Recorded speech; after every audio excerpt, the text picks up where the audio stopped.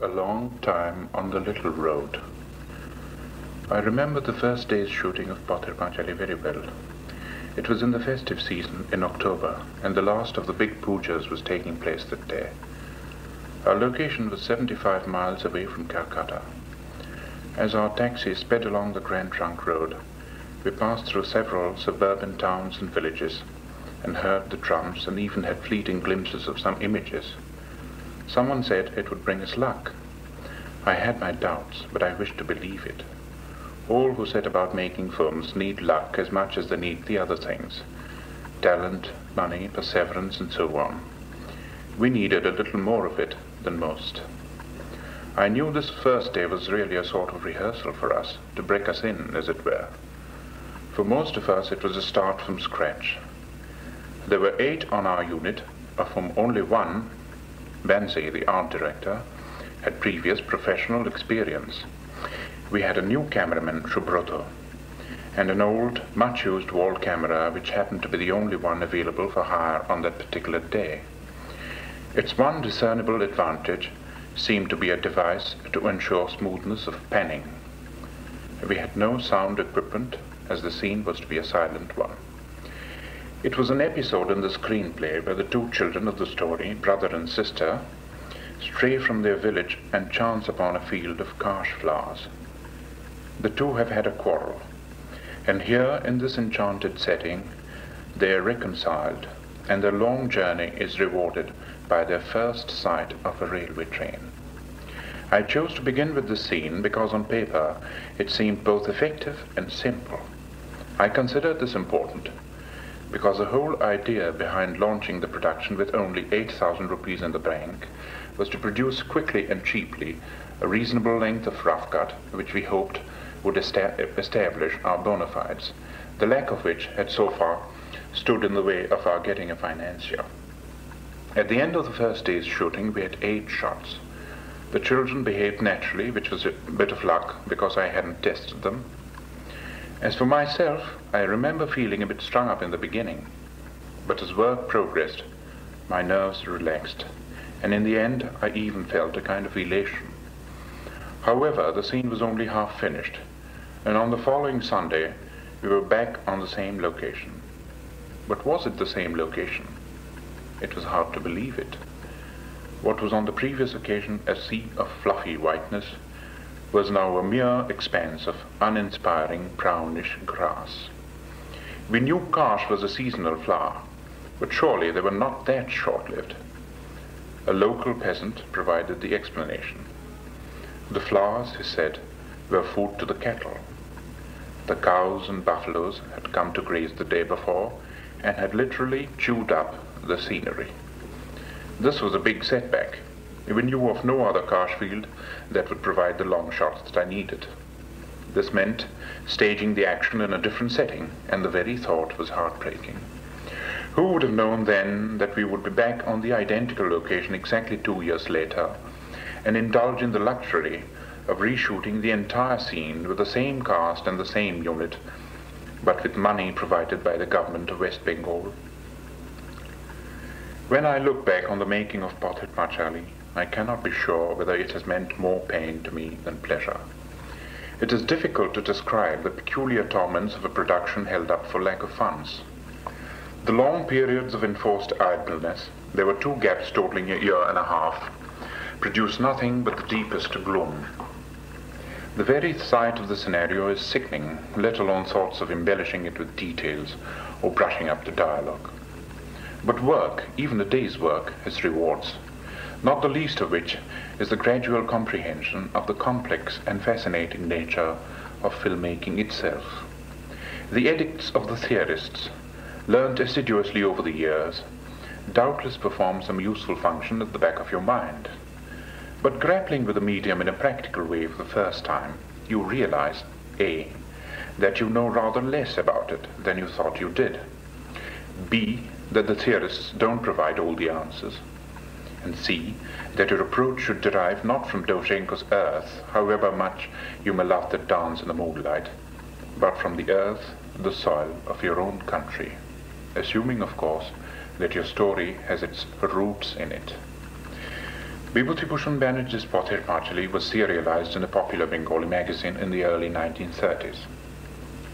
The author had been brought up in a village, and the book contained much that was autobiographical. The manuscript had been turned down by the publishers on the grounds that it lacked a story. The magazine, too, was initially reluctant to accept it, but later did so on condition that it would be discontinued if the readers of the magazine so wished. But the story of Oppu and Durga was a hit from the first installment.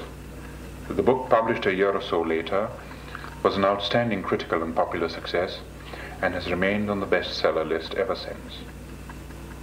I chose Pather Panchali for the qualities that made it a great book: its humanism, its lyricism, and its ring of truth. I knew I would have to do a lot of pruning and reshaping. I certainly could not go beyond the first half, which ended with the family's departure for Benares. But at the same time I felt that to cast the thing into a mold of cut-and-dried narrative would be wrong. The script had to retain some of the rambling quality of the novel, because that in itself contained a clue to the feel of authenticity. Life in a poor Bengali village does a ramble. Considerations of form, rhythm, or movement didn't worry me much at this stage. I had my nucleus, the family, consisting of husband and wife, the 2 children, and the old aunt. The characters had been so conceived by the author that there was a constant and subtle interplay between them. I had my time span of 1 year. I had my contrasts, pictorial as well as emotional, the rich and the poor, the laughter and the tears, the beauty of the countryside and the grimness of poverty existing in it. Finally, I had the 2 natural halves of the story culminating in 2 poignant deaths. What more could a scenarist want? What I lacked was first an acquaintance with the milieu of the story. I could, of course, draw upon the book itself, which was a kind of encyclopedia of Bengali rural life, but I knew that this was not enough.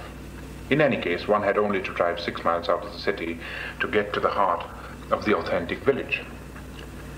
While far from being an adventure in the physical sense, these explorations into the village nevertheless opened up a new and fascinating world.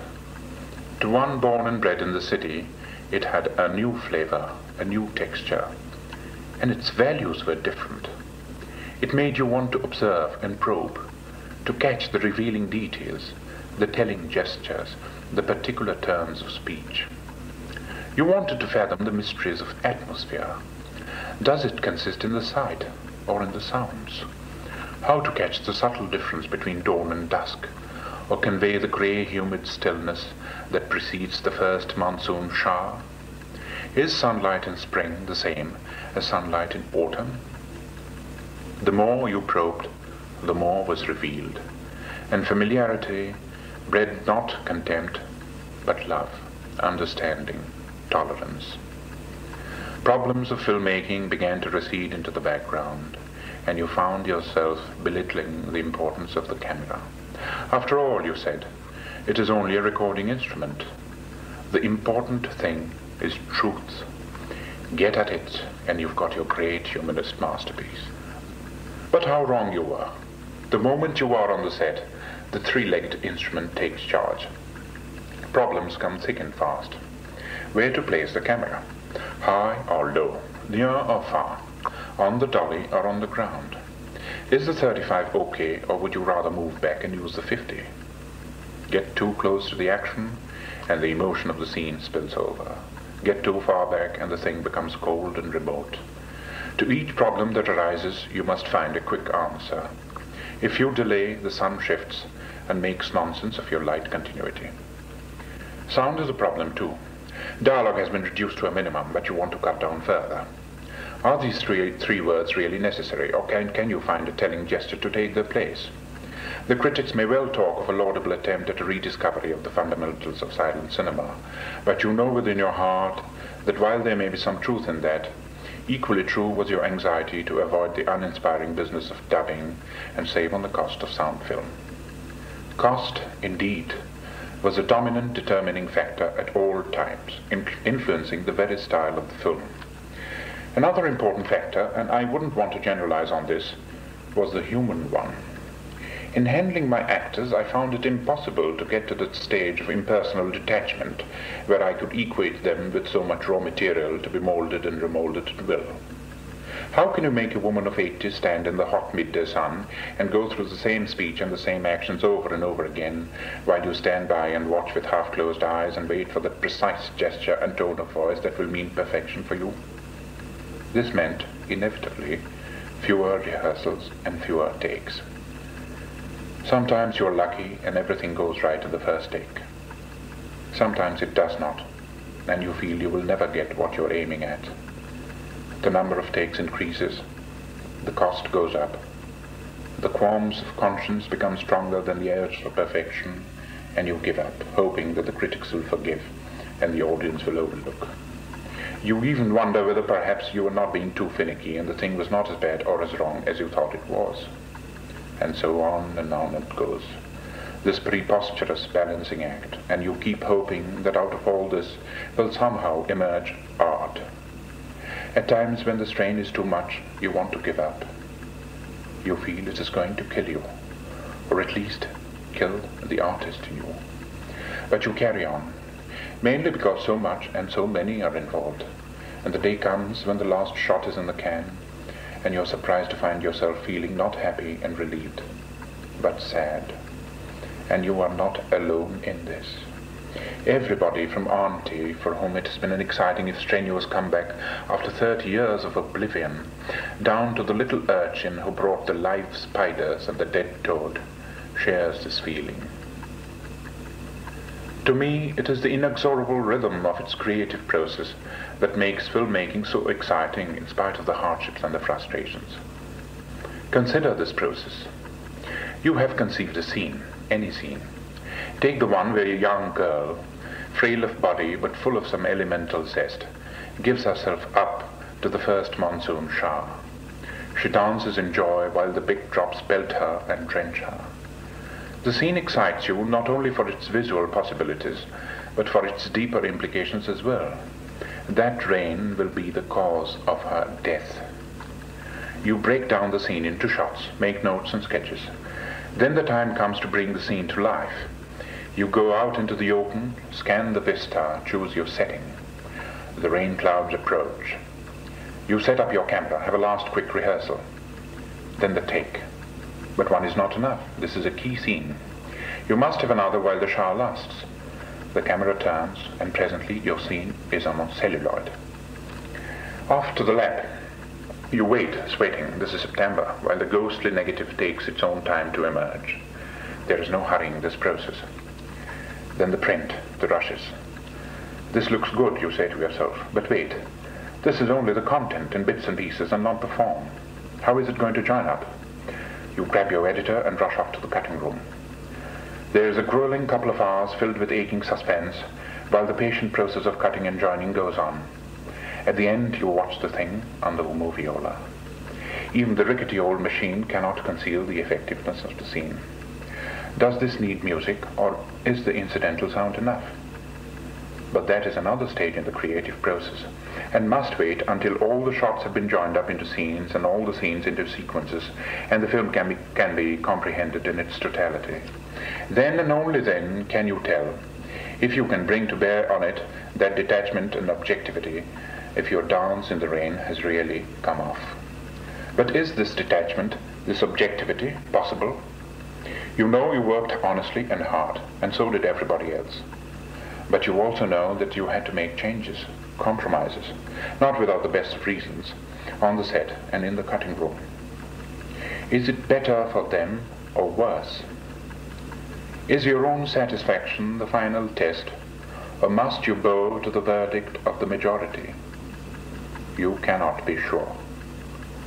But you can be sure of one thing. You are a better man for having made it. Satyajit Ray.